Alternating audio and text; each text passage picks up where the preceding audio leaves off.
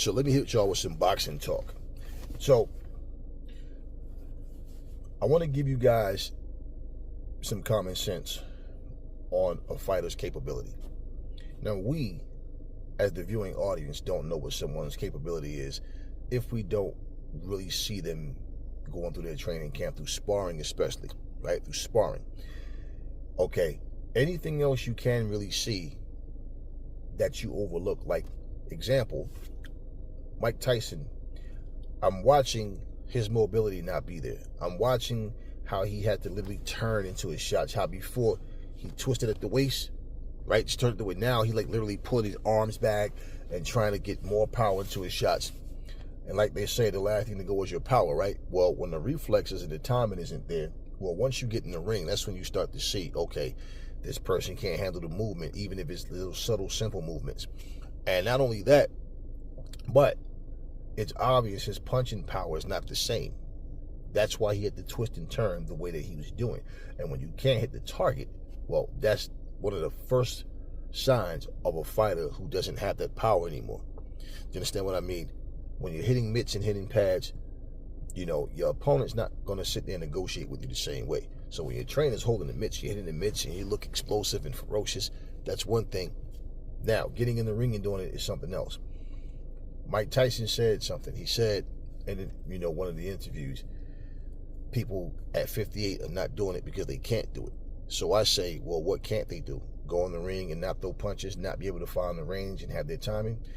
This is what I'm saying, y'all. Stop believing the hype. Mike did what he did back in the day, but he's not the same guy. He did what he did, and who he is. I catch y'all soon with some more boxing talk. 60% of Latino voted for Trump, maldito lambone toito. Y'all are all ass kissers, y'all fucking prejudiced and racist motherfuckers. This is why I consider myself Afro-Latina, not Latina, because I'm not like none of y'all fucking 60%.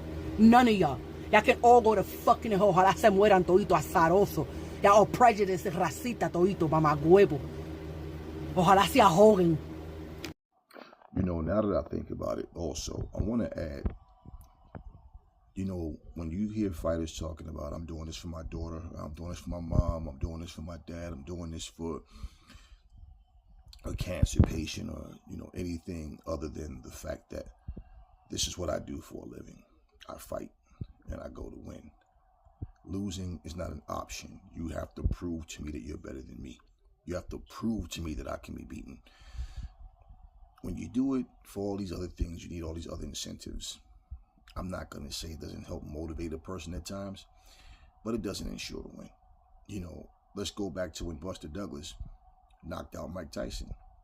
And when they asked him, like, what motivated him, you know, why, you know, what did he say? My mom, my mother, you know. A lot of people, including Evander Holyfield, have lost his mom, his brothers, like different things have happened, you know, before fights. It didn't help him win. In fact, it could have been a distraction. You know, when Mike Tyson knocked Buster Douglas down, Buster Douglas could have just said, you know what, I'm done. But he didn't. He didn't. And I believe in that sense, that's where it kicked in, where his mom helped him get up. I can't see a person fighting and you thinking about, you know, your mom or whoever else the entire time you're fighting. You know, you might be able to have courage where you might want to give up and you don't. You know, fighters go through things as well where they don't admit things. Of course, they don't admit that they feel fear. They don't, you know, they want to make it seem like they're just invincible, unshakable, and all of that. You know, some of them do have that mentality, but a whole lot of them don't. Most of them don't. But I'm saying that to add to the simple fact that, you know, people are trying to keep hope alive. I mean, example, like today, look at how many different videos people have posted talking about, I'm pissed off at myself. I can't believe I fell for that nonsense. This fight was trash. This fight was garbage. Well, Aries wasn't telling you to not watch it. Aries wasn't trying to say anything about the fight to make people not want to see it. I just told you I really wasn't interested. And the fact that it's free on Netflix because you pay for your Netflix subscription, but I'll probably check it out. But I'm not like, you know, I didn't stay home to make time to watch it, you know. But anyway, you know, I wound up watching it later at night. And I'm not shocked at anything. I told you guys already, Mike Tyson is fried. He's way past his prime. And I had Mike Tyson fans going, yeah, but Aries, man, have you seen the video? Yeah, I saw the videos. Those same videos you're impressed by, I'm not impressed by. I could see he had no balance. I could see he had to turn and twist and cock back to try to get power behind his shots. And it's different when something's coming at you versus you just standing here punching in the air or hitting mitts and hitting the back. So I knew when I was watching him train, yeah, Mike is shot. And I mean, look, he's 58 years old. And you guys are talking like he's 28 years old or 21 years old. Like this is a prime Mike Tyson. So when I listen to people talk, I say people are delusional. So I don't know why you guys are making videos pissed off and angry at Netflix. I'm canceling my subscription. Okay, you do that. Okay, you do that. But at the end of the day, nobody made you watch it. And the fact that you fell for it isn't Netflix's fault. That's your fault. That's your fault for not using common sense. That's your fault for always thinking someone's a hater because they speak the truth and they look at things realistically. You look at things with that keep hope alive mentality. Mike can do it. He got one more fight in him. He got one more. He got one more. Hey, listen, you know, when you look at the reality of people not wanting the truth, people rather believe a juicy, beautiful lie than the truth. What can you say? What do you expect out of people? This is what people do. Oh, well, Mike might do it. He might do it. If he can land that punch that he needs to land, he might do it. But what happens when he can't land that punch? Y'all thought that little fake smack was real. The funny thing that he gave at the press conference. The funny thing is, I'm seeing videos. I'm not even really watching the videos. I peeped a couple.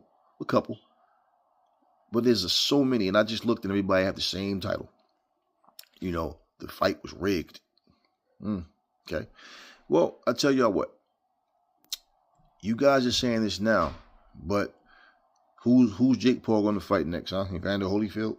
Roy Jones? George Foreman? How many times are you guys going to fall for the okie doke? If you saw Roy Jones versus Mike Tyson, you should have known what you was going to get. And they're both up in age. So what did you think was going to happen?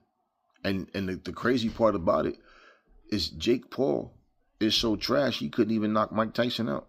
And I don't want to hear that he carried him. No, y'all don't think Floyd Mayweather carried Conor McGregor to make people not want to look at it and go, man, I paid all this money for this damn fight and it ended like that, you know. And Floyd know he was going to continue to do exhibition fights afterwards and do, you know. But at the end of the day, no, y'all don't want to believe that shit. But y'all are trying to tell y'all so that Jake Paul held back on Mike. No, Jake Paul was scared to get knocked the fuck out. And he fought on the outside and stayed on the outside and kept it long. And even with 10 seconds left in the fight, he starts bowing the mic and all this stuff. And yeah, you're helping him to get closer to his goal. So what Jake Paul is doing, he's putting himself closer and closer, possibly, for a title shot without putting the work in legitimately. Beating Mike Tyson, fighting these YouTube guys, fighting these retired old MMA guys has nothing to do with you fighting Usyk or Tyson Fury or Anthony Joshua. We already saw, you know, Francis Ngannou come from a whole different sport and jump in there and make a ton of money fighting these two guys, you know, and Fury and Anthony Joshua. And because, you know, Ngannou went and was able to drop Fury, who's arrogant as hell, didn't think he had to really train for him, took him lightly, and went there and got dropped, got embarrassed. Well, yeah, now you got everybody thinking they can box. They think boxing is a cakewalk. Well, don't get mad at this shit. Get mad at yourselves. And in fact, what you should do is keep an anti-stupidity device on your head so you don't fall for this nonsense again.